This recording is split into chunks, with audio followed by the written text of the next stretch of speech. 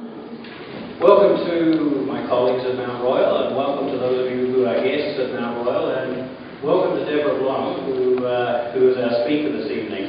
And I have the great pleasure of introducing her. Ladies and gentlemen, Deborah Blum.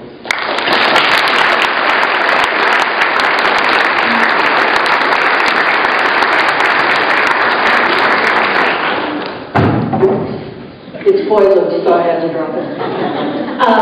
It's wonderful to be here, and I have to say it's wonderful to be here on a Chinook day. When I left Wisconsin, it was 5 degrees, and I've been saying, when to Canada to warm up.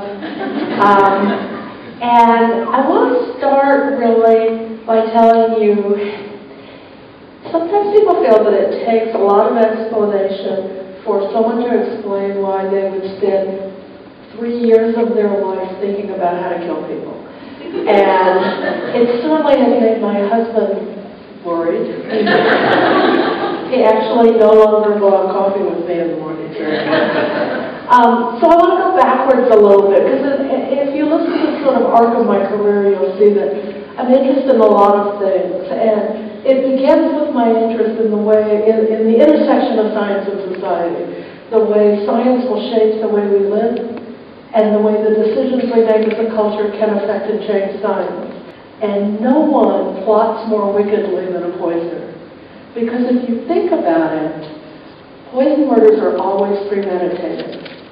You can lose your temper, or in the United States, lose your temper and pick up a gun, and there's no premeditation to it, right? You're mad, you have the weapon, you just go.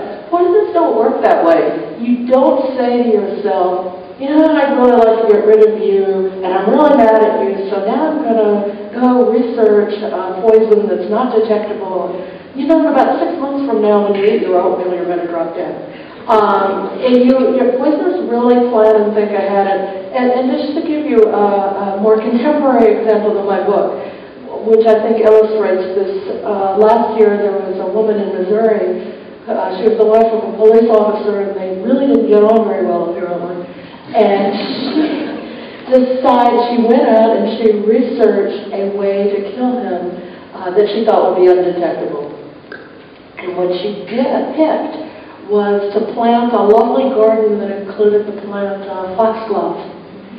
And if you're familiar with the plant foxglove, it's a beautiful ornamental plant, lovely bell-like purple flowers. And the only downside of that is that it contains a compound that is known as digitalis, which can actually stop your heart. And she then went on a campaign of healthy eating with her husband, and she would say to him, I made a big salad, you should eat your greens. And he ate these salads until he ended up in the hospital with heart problems, right? And the unfortunate thing for her was that they pumped his stomach and they found the leaves. And when they actually went out and did the work, they found the search on her hard drive, which is one of the ways a lot of poisoners get caught, which did not happen in my book.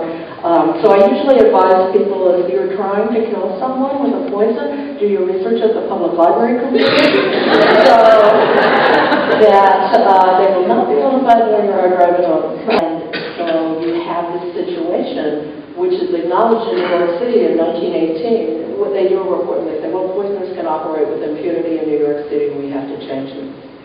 And that was the year that New York hired Charles Norris, who was one of the heroes of my book. He was the first city medical examiner.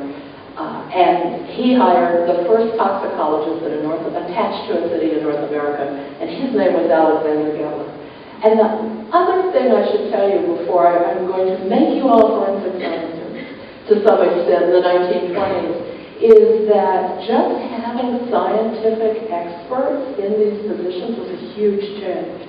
There were scientists at universities who were doing toxicology work. There were not scientists who were working in the criminal justice system. There were not toxicologists working with cities, and most of the people who were responsible for finding cause of death were coroners, elected, mostly appointed coroners. And in New York, these were coroners in the pay of a very powerful and corrupt political machine called Tammany Hall.